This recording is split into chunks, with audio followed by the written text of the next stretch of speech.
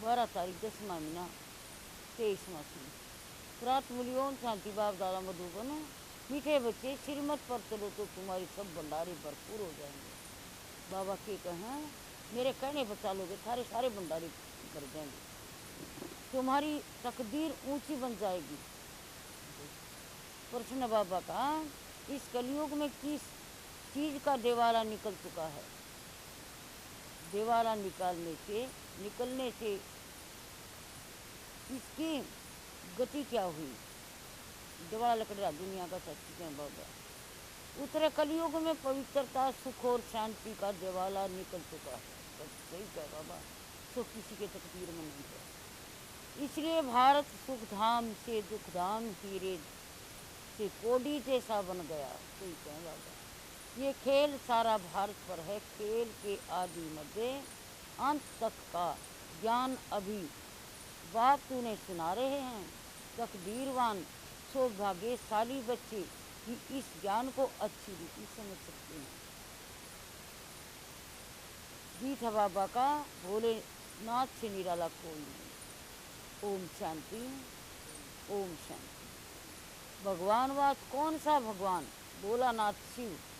भगवानवास बाप ही समझाते। टीचर का भी काम है समझाना, सतगुरु का भी काम है समझाना। शिव बाबा को ही सत बाबा भोलानाथ कहा जाता है। शंकर को भोला नहीं कहते। उनके लिए तो कहते आँख खोली तो सृष्टि को भस्म कर दिया। भोला भंडारी शिव को कहते हैं, अर्थात भंडारा भरपूर करने वाला। कौन सा भंडारा? धन दौलत सुख शांति का। बाप आए ही हैं पवित्रता सुख शांति का भंडारा भरपूर करने। कलयुग में पवित्रता सुख शांति का देवाला है, क्योंकि रावण ने श्राप दिया हुआ है। सब शोक वाटिका में रोते पीते रहते। इससे रोते पीते रहते हैं। भोलानाथ शिव बैठ सृष्टि के आदि मध्य अंत का राज समझाते हैं। अर्थात तुम बच्चों को त्रिकाल दृष्टि बनाते हैं, तीनों लोकों की पहचान देते हैं। बाबा ड्रामा को तो और कोई जानते ही नहीं। माया ने बिल्कुल ही बेसमझ बना दिया है। भारत का ही ये हार जीत का दुख सुख का नाटक है। भारत में हीरे जैसा भारत हेविन हाँ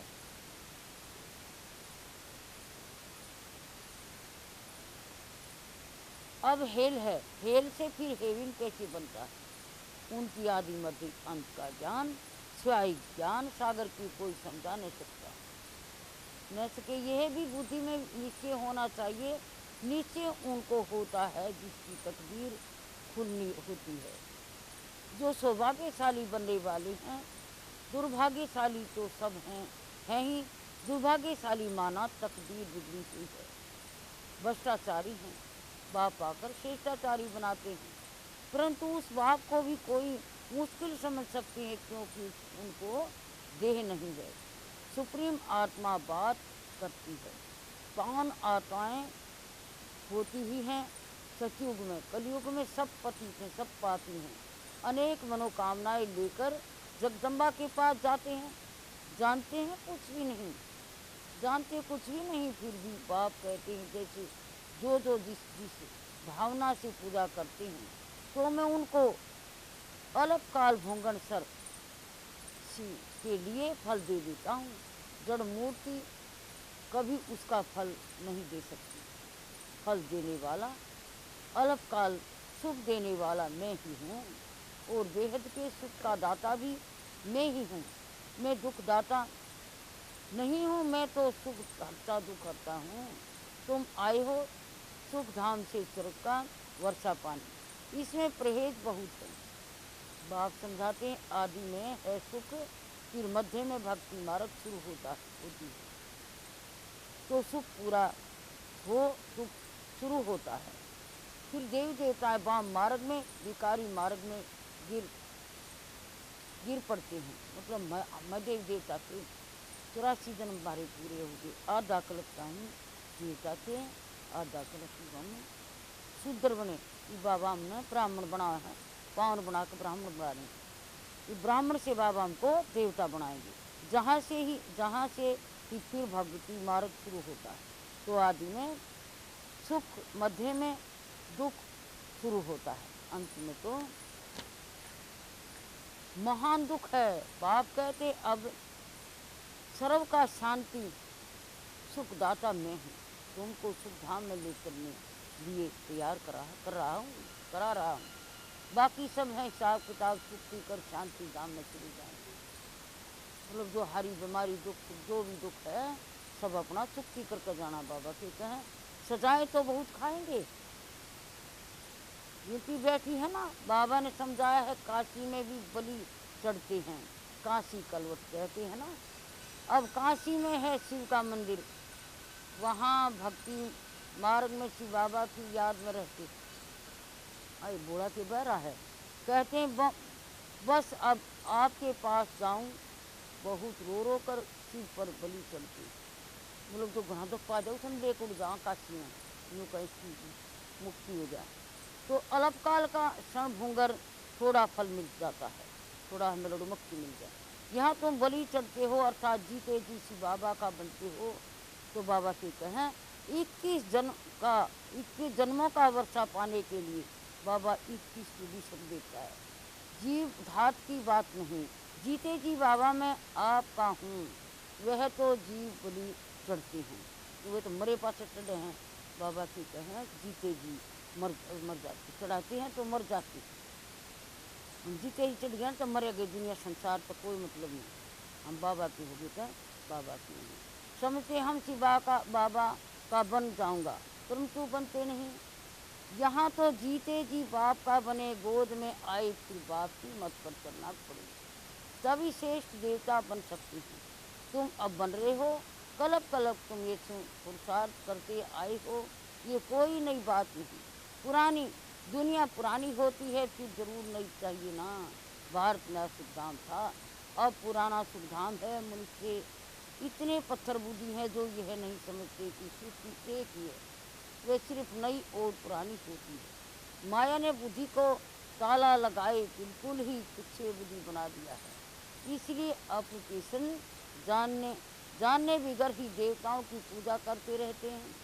इसी को वलाई फेत कहा जाता है।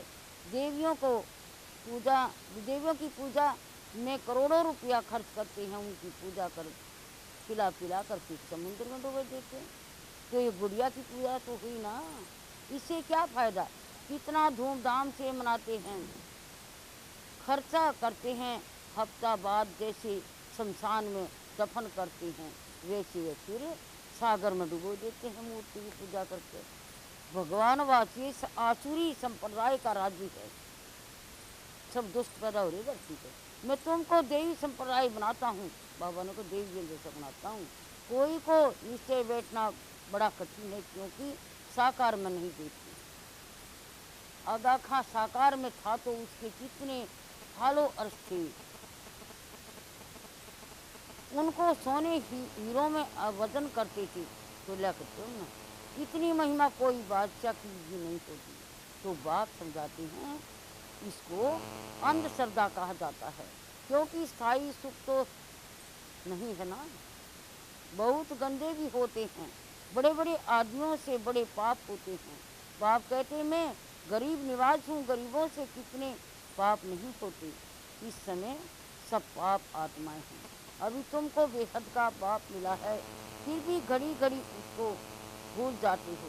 अरे तुम आत्मा हो ना, आत्मा को भी कभी कोई न देखा नहीं है। समझते हैं स्टार मिसाल बरकुटी के बीच में रहती है, जब आत्मा निकल जाती है तो शरीर खत्म हो जाता है। आत्मा स्टार मिसल है तो जरूर मुझ आत्मा का बाप भी हमारे जैसा होगा, परंतु वह दुख का सागर शांति का सागर है, सुख का सागर और शांति का सागर है। निराकार वर्षा कैसे देंगे, ध्रुव भ्रुकुटी के बीच में आकर बैठेंगे। आत्मा अब ज्ञान धारण कर दुरुक्ति से सदगति में जाती है। अब तो करेगा सो पाएगा। बाप को याद नहीं करते तो वर्षा भी नहीं पाएंगे। कोई को आप समान वर्षा पाने लायक नहीं बनाते तो समझते हैं पाई पैसे का पद पा लेंगे। श्रेष्ठाचारी और भ्रष्टाचारी किसको कहा जाता है? ये बाप बेट समझाते भारत में ही श्रेष्ठाचारी देवताएं होकर गए हैं, गाते भी है ना हेवलिनी गॉड फादर, परंतु जानते नहीं हैं कि हेवलिनी गॉड फादर कब आकर सूची को हेवन बनाते हैं, स्वर्ग बनाते हैं। तुम जानते हो सिर्फ पूरा पुरुषार्थ नहीं करते हो, यह भी ड्रामा अनुसार होना है। जितना जिसकी तकदीर में है बाबा से अगर कोई पूछे तो बाबा झट बता सकते हैं कि इस चलन में अगर तुम्हारा शरीर छूट जाए तो वह यह पद पाएंगे, परंतु पूछने की हिम्मत कोई नहीं रखती। जो अच्छा पुरुषार्थ करते हुए समझ सकते हैं हम कितने अंधों की लाठी बनते हैं। बाप भी समझ जाते हैं ये अच्छा पद पाएंगे। यह बच्चा कुछ भी सर्विस नहीं करता तो यह भी दास दासी जाकर बनेंगे। झाड़ू आदि लगाने वाले, श्री कृष्ण की पालना करने वाले महारानी का श्रृंगार करने वाले दास दासिया भी होते हैं ना। वह है पावन राजाएं, यह पतित राजाएं। तो पतित राजाएं पावन आत्माओं के मंदिर बनाकर उन्हों की पूजा करते हैं, जानते कुछ भी नहीं। बिरला मंदिर कितना बड़ा है, कितने लक्ष्मी नारायण के मंदिर बनते हैं, किंतु जानते नहीं कि लक्ष्मी नारायण कौन है। फिर उनको कितना फायदा मिलेगा, अल्पकाल का सुख। जगत अम्बा के पास जाते हैं, ये थोड़ी ही जानते हैं कि यह जगत अम्बा ही लक्ष्मी बनती है। इस समय तुम जगत अम्बा से ईश्वर की सब मनोकामनाएं पूरी कर रहे हो, ईश्वर का राज्य ले रहे हो। जगत अम्बा तुमको पढ़ा रही है, वही फिर लक्ष्मी नारायण बनती है, जिससे फिर वर्ष भी मांगते हैं। कितना फर्क है ना। लक्ष्मी से हर वर्ष पैसे की भीख मांगते हैं। लक्ष्मी को ऐसे नहीं कहेंगे हमको बच्चा चाहिए या बीमारी दूर करो, नहीं, लक्ष्मी से सिर्फ धन मांगते हैं।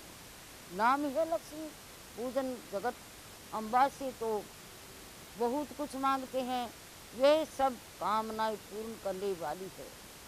अभी तुमको जगत अम्बा से मिलती है स्वरूप की बादशाही।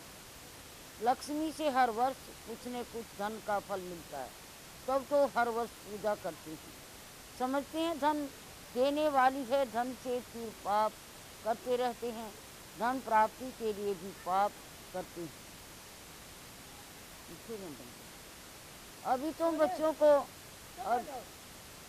बच्चों को मिलते हैं अविनाशी ज्ञान रत्न, जिससे तुम मालामाल बन जाओगे।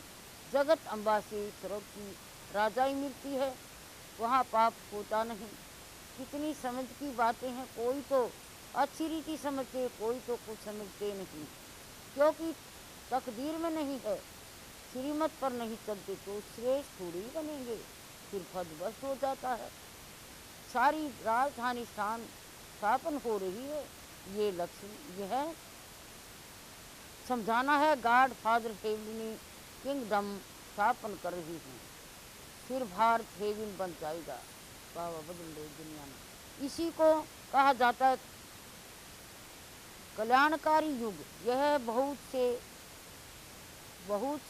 सौ वर्ष का युग, और सभी युग 2500 वर्ष के हैं। अजमेर में वैकुंठ का मंडल है, दिखाते हैं स्वर्ग कैसा होता है। स्वर्ग तो जरूर जहाँ ही होगा ना। थोड़ा भी सुना तो स्वर्ग में जाएंगे, परंतु पढ़ेंगे नहीं तो जैसे झील है, प्रजा भी नंबरवार होती है ना, परंतु वहाँ गरीब साहूकार सुख सबको रहता है। गरीब को भी साहूकारों को भी सबको सुख होता है। वहाँ तो दुख है, यहाँ तो दुख ही दुख है। भारत सतयुग में सुख धाम था, कलयुग में दुख धाम है। वे वर्ल्ड की हिस्ट्री जाकर फिर रिपीट होनी है। गॉड एक है, वर्ल्ड में एक है। नई वर्ल्ड में पहले है भारत, अभी भारत पुराना है जिसको फिर नया बनाना है। ये वर्ल्ड की हिस्ट्री यह वर्ल्ड की हिस्ट्री जाग्राफी ऐसी रिपीट होती रहती है और कोई इन बातों को नहीं जानते। सब तो एक जैसे नहीं होते हैं, मतलब वे तो वहाँ ही रहेंगे। वहाँ सिपाही लोग होते नहीं, क्योंकि वहाँ डर होता ही नहीं। यहाँ तो डर है, इसलिए सिपाही आदि रखते हैं। भारत के टुकड़े टुकड़े कर दिए। सतयुग में पार्टीशन होता नहीं, लक्ष्मी नारायण का एक ही राज्य रहता है। पाप कोई होता नहीं। अब बाप कहते हैं, बच्चे मेरे से सदा सुख का वर्षा लो, मेरी मत पर चलकर सदगति का मार्ग एक ही बात दिखाते हैं। यह शिव शक्ति सेना जो भारत को सर्व बनाती है, ये तन मन धन सब सेवा में लगाते हैं। उस बापूजी ने क्रिश्चियन को भगाया, यह भी ड्रामा में था, परंतु उससे कोई सुख नहीं हुआ। ये मिलेगा, यह होगा। मिलन है सिर्फ बाप से, बाकी ये तो सब खत्म हो जाएगा। कहते हैं वर्थ कंट्रोल करो, उसके लिए माथा मारते रहते हैं, होगा कुछ भी नहीं। अभी थोड़ी लड़ाई शुरू हो जाए तो प्रेमन पड़ जाएगा, एक दो में मारा मारी हो जाएगी। अच्छा, मीठे मीठे सिंगड़े बच्चों प्रति माता पिता बाप दादा का याद प्यार और गुड मॉर्निंग। रूहानी बाप की रूहानी बच्चों को नमस्ते। हम रूहानी बच्चों की रूहानी माता पिता बाप दादा को याद प्यार गुड मॉर्निंग, जय मनमोर्निंग, नमस्ते नमस्ते। हम बाबा के बच्चे सदा रहे सच्चे, हंसते और हंसाते, पढ़ते और पढ़ाते, सुनते और सुनाते। वाह बाबा वाह, शुक्रिया बाबा शुक्रिया। ओम शांति ओम शांति। धारणा के लिए मुख्य सार, जीते जी बाप पर बलि चढ़ना है, अर्थात बाप का बनकर बाप की ही श्रीमत पर चलना है। आप समान बनने की सेवा करनी है। अविनाशी ज्ञान रत्नों का दान कर जगदम्बा समान स्वरूप की मनोकामनाएं पूर्ण करने वाला बनना है। वरदान है सेवाओं में सदा सहयोगी बन, सहयोग का वरदान प्राप्त करने वाले विशेषता संपन्न भव। ब्राह्मण जीवन विशेषता संपन्न और जीवन है। ब्राह्मण बनना अर्थात सहयोगी भव का वरदान प्राप्त करना है। ये सबसे पहला जन्म का वरदान है। इस वरदान को बुद्धि में सदा याद रखना, यह है वरदान को जीवन में लाना। वरदान को कायम करने की सहज विधि है। सर्व आत्माओं की प्रीति, वरदान को सेवा में लगाना, सेवा में सहयोगी बनना ही सहज योगी बनना है। तो इस वरदान को स्मृति में रखकर विशेष संपन्न बनो। स्लोगन है बाबा का, अपने मस्तक की मणि द्वारा सवे का स्वरूप और शेष मंजिल का साक्षात कराना ही लाइट हाउस बनना है। ओम शांति। इस शरीर को चलाने वाली हूँ, ये शरीर मेरा वस्त्र है, इसको धारणा कर सृष्टि रंग मंच पर अपना पाठ उतारी हूँ। मैं आत्मा बुरकुटी में वास करती हूँ, आवाज़ की दुनिया से पार, शांति धाम की सुख धाम की निवासी हूँ। अब मैं आत्मा अपने पिता परमात्मा के सामने विराजमान हूँ। मेरे बाबा मुझ आत्मा को होली हंस बना रहे हैं, कांटों से फूल बना रहे हैं, विश्व का मालिक बना रहे हैं। मेरे बाबा ने 5 रत्नों से मेरा श्रृंगार किया। मैं आत्मा अपने पिता परमात्मा को बार बार हर बार नमस्कार करती हूँ, शुक्रिया अदा करती हूँ, थैंक्स बोलती हूँ। प्राण प्यारे मीठे बाबा, खेतों में, बाहरों में, फूलों में, गलियों में, रिश्तेदार पड़ोसियों में, पूरे गांव में, पूरे विश्व में शांति के प्रकंपन डालती हुई बहुत ही शांति योग से नीचे धरा पर उतरी हूँ। ओम शांति।